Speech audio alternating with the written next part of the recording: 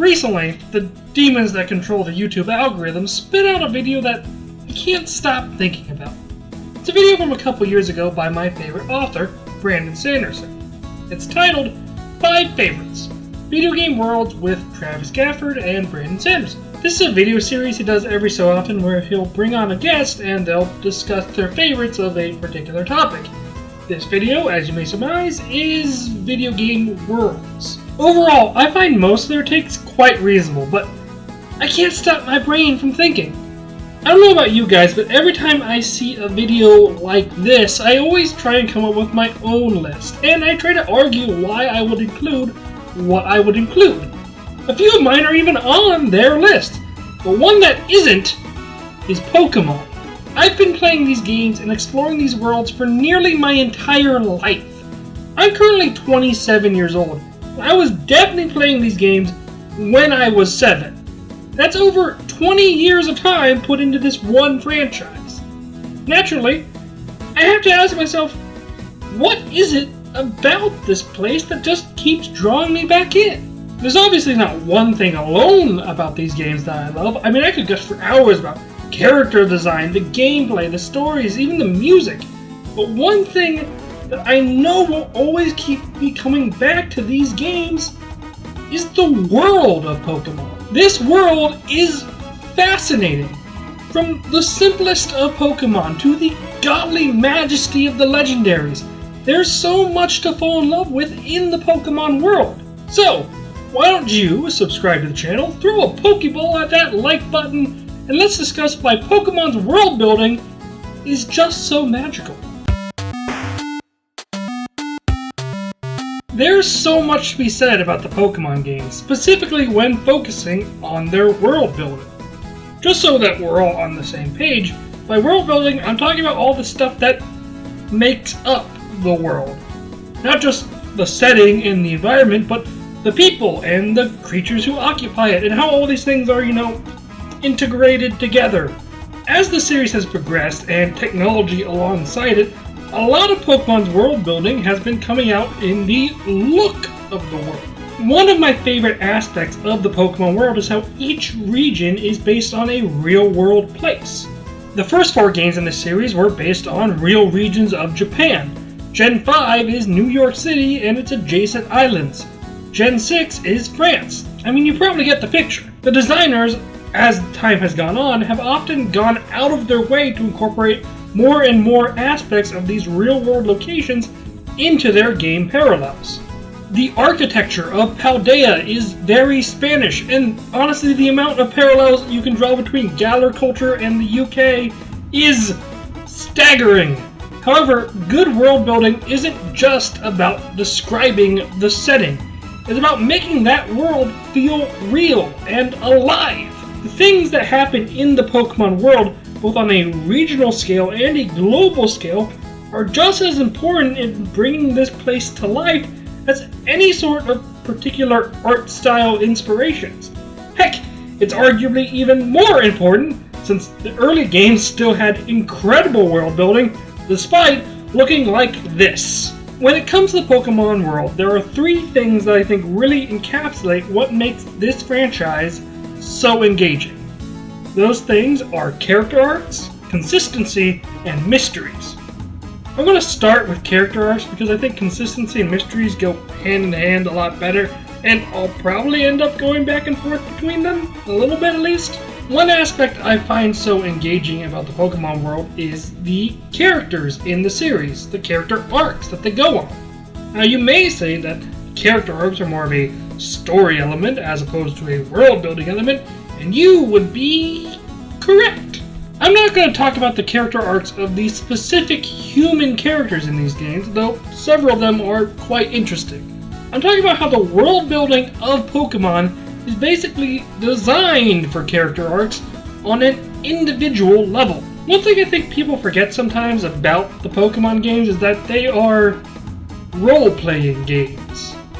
When talking about video games, the term role-playing game has kind of just become synonymous with any game that includes things like leveling up or character stats and builds, but it's important to remember, 2/3 of RPG is RP, The Pokemon games are supposed to be a world where the player takes on the role of a Pokemon trainer in a specific time and place. Now you may say, but Pokemon doesn't really have any role-playing options. I mean, these games don't have multiple endings or big story decisions. I can't really role-play here, right? Wrong! Pokemon role-playing all comes down to how you play your part in the story, not just the part itself. Now, I don't really like to mention bigger name content creators, as I'm not trying to clout chase or pawn off my own responsibility to make content or anything, but just as an example, let me show you one of my personal favorite PokeTubers, M&J TV. Mikey has stated multiple times that he doesn't enjoy most traditional Pokemon playthrough challenges like Nuzlocke. For his playthrough videos, he usually comes up with his own twist. Usually that means a team limitation, like a monotype run. But the way he does this is by making characters to roleplay as. You've got his Team Sky persona for his flying type mono runs, Dr. Fuse when he played Infinite Fusion, Grunty Boy for Team Rocket playthroughs, and as his go-to ad segue guy, plus several others. I bring up Mikey because it showcases how your team composition can influence how you roleplay in your playthrough. A roleplay that is only possible due to the available Pokemon. You don't need to go as far as specific handicaps and monotype runs either. The Pokemon that you pick for your own playthrough influence what sort of trainer your character in the world is. Are you the type who picks only Pokemon with high stats and specific movesets designed to maximize victory? Now your character is a metagamer, a finely honed master of the craft. Do you follow the advice of Elite Four member Karen and try to use only your favorites? Now your character is just a kid figuring things out in the world and growing alongside his Pokemon. Both make for really interesting stories. Outside of just the player character's art, the Pokemon themselves are a really interesting concept in terms of world building. Pokemon are both individual species and individual characters. My Charizard is different when compared to someone else's Charizard, even if the Pokédex reads the same information. Heck, even if all stats, movesets, EVs, IVs, and natures are all the same as an individual character in the world of Pokemon, my Pokemon is still its own man. One that I have had my own experiences with. One that I trained with, fought with, defeated foes with. One of the best ways the world building of Pokemon helps convey the importance of the individual stories of individual Pokemon is evolution. It's one of the most basic concepts in the series, literally being around since the first game, and in some of the earliest routes of the first game, you can get Pokemon that evolve stupid early. You don't have to overlevel at all, just decide to train a Caterpie for a few levels. Evolution is a reward for putting in time and attention and hopefully a little bit of emotion into your Pokemon. I trained this Pokemon from when it was an egg. I fought beside it against trainers, wild Pokemon, and even criminals. Now, its metamorphosis is my reward. They even tell fun little micro stories with the Pokemon in the lore. Look at Bago. Now, I'm not a die-hard Salamence fan like some, but I still love this guy from a world-building standpoint. All Bagon are born with an innate desire to fly, but as you can see, they have no wings. Now, when you put time and attention into growing your Bagon, it will eventually evolve into a Shelgon, which also has no wings. In fact, it's actually further from its dream of flight, as the shell Shelgon is made of is extremely heavy. However, according to the Pokédex, Shelgon cells are growing at an extreme rate, meaning with just a little bit more TLC from you, the trainer, it can become Salamence. Finally, achieving the dream of flight. This is what I'm talking about in terms of world building and character arcs. Sure, all Bagon have this as part of the lore, but that lore has now become a reality for me and my own journey with Salamence. The way the Pokemon work as individual species and as team building and gameplay elements encourages the player to become more invested in playing the game and the characters they have control over, be it a trainer or Pokemon. Moving on a bit from team building and Pokemon raising, let's talk about consistency. I don't think people really give Game Freak enough credit for how deliberate they were when designing the world of these games. Let's do something the Pokemon Company is willing to do at a drop of a hat and return to Kanto real quick. When you play with the first games, or even their remakes, it might actually stand out to you how little world building there really is. Now, you are told Pokemon exist at the start of the game, and that they have incredible powers, but you're just kind of left to your own devices after that. I mean, sure, the Pokedex will fill in some details about the individual species you encounter, but at no point in the original games does it really go into detail about how everything in this world works. Even the legendary Pokemon presented in this game are just kind of sitting at the end of a cave, or I guess in Zapdos' case, an abandoned building. There's no lore about the creation of the universe and Pokemon's place in it presented in these games. Even the bad guy's goal in this game is merely to do crime. Now, the most lore you get is from the diary scraps in the Pokemon Mansion, and they tell you almost nothing about either Mew or Mewtwo's actual place in the lore and world of Pokemon. Reread them, I promise!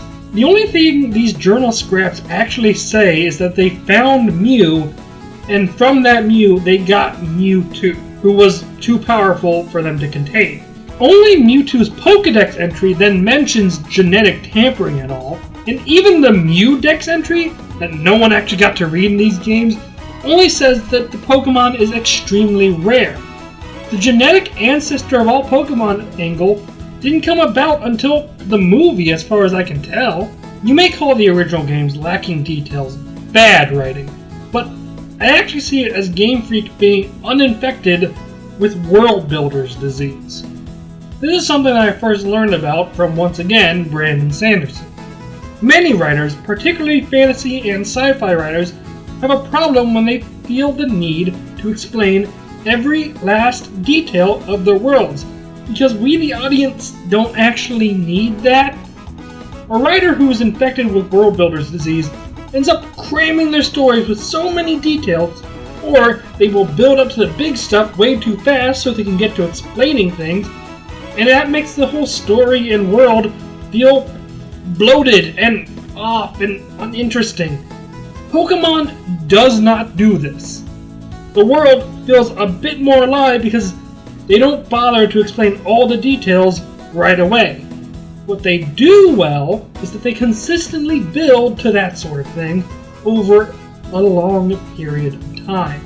After the first game came Pokemon Gold, Silver, and Crystal. Now, these games pushed the lore of the franchise, but they did so only softly. The main villains are still simple criminals, but the game takes more time to tell you about how the Pokemon impact this world. There are small ways, like Ampharos in the lighthouse and the Sudowoodo blockade outside of Goldenrod. But the real highlight is that the legendary lore gets just a bit more complicated. About midway through the story, you're told about the Burn Tower and have a brief encounter with the legendary beasts. And later in the story, you can have an encounter with Lugia and Ho-Oh, depending on the game you're playing.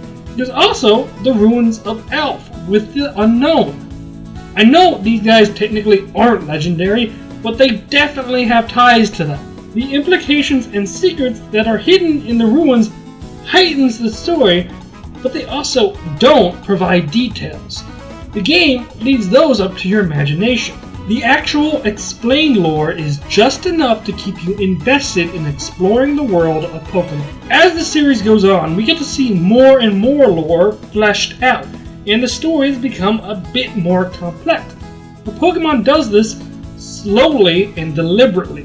In Ruby and Sapphire, we see how legends can manipulate the world, and how the people of the world can manipulate the legends. It isn't until Pokemon Diamond and Pearl, a full 10 years into the franchise, the Pokemon actually starts discussing lore as complex as the origins of the universe. From there, the series goes into even more wild areas.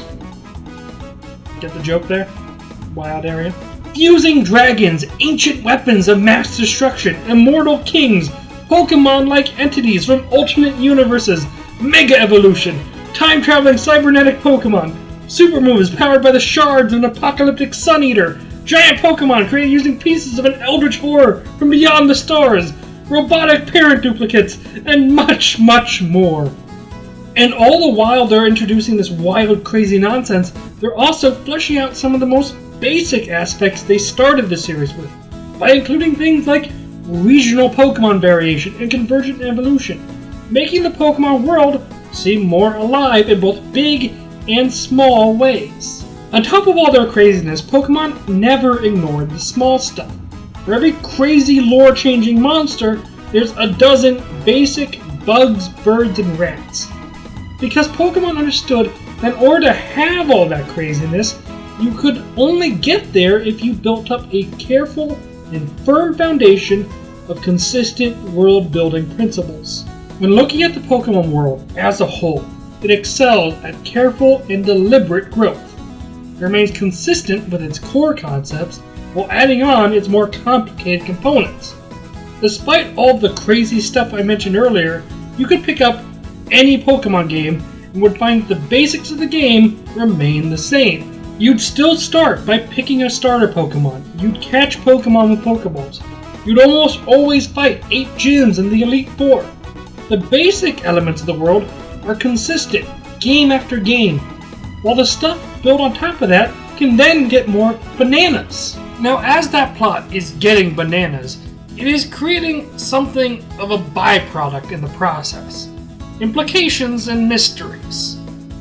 There are a ton of unanswered questions in the world of Pokemon. Who built the ruins of Elf, and were they the same people who built the Salacion ruins, the Temple of Sinnoh, and the Sinjoh ruins? How do the unknown play into things? What are the arcane symbols in Area Zero, and who created them?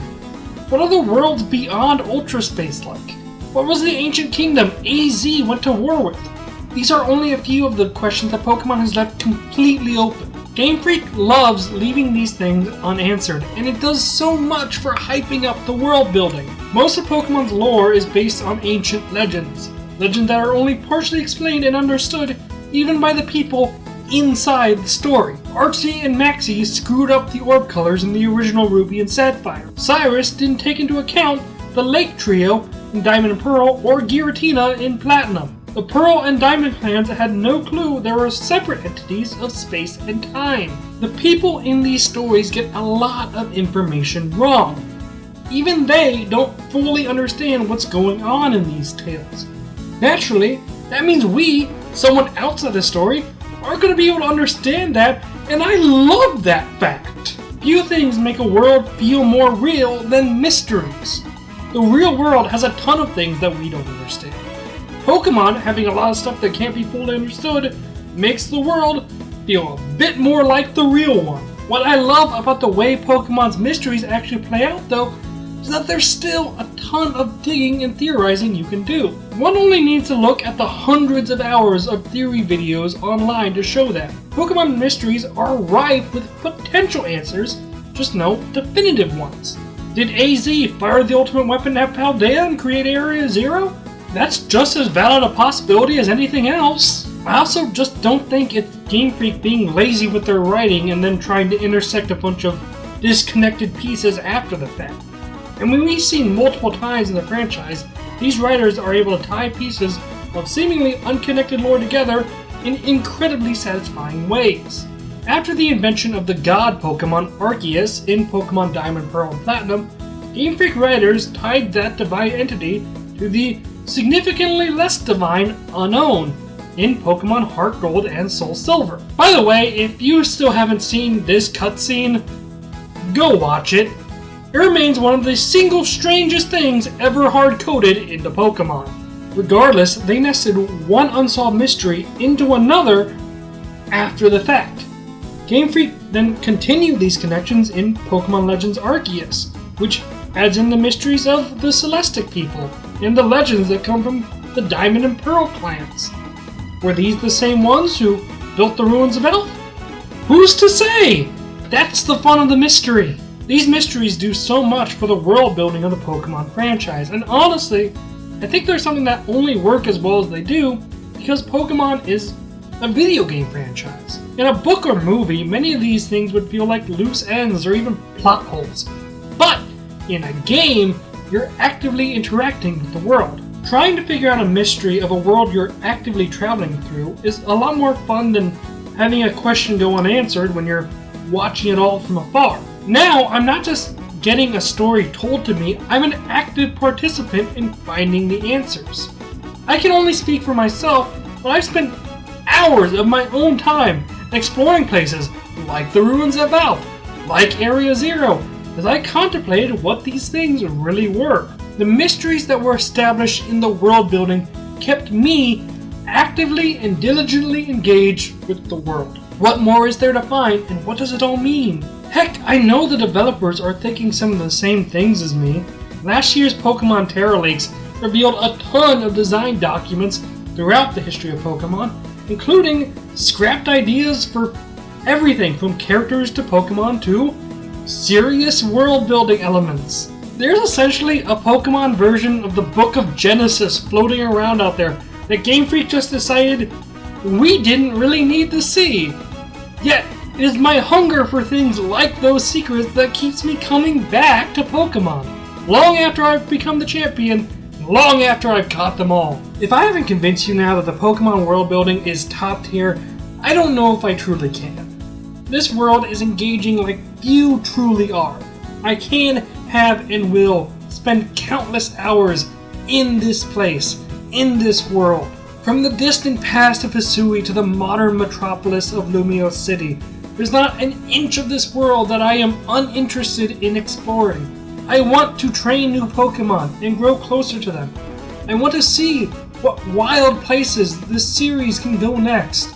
And I want to keep delving into the depths of this place, hunting secrets. If you haven't played a Pokemon game in a hot minute, maybe take the time to pop it into your handheld of choice and just take in the world a bit.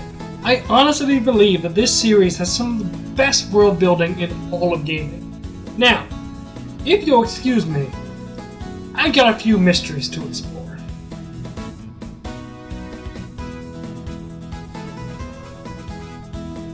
But yeah, thanks for watching. If you liked the video, like, comment, subscribe, and I'll see you in the next one. Bye!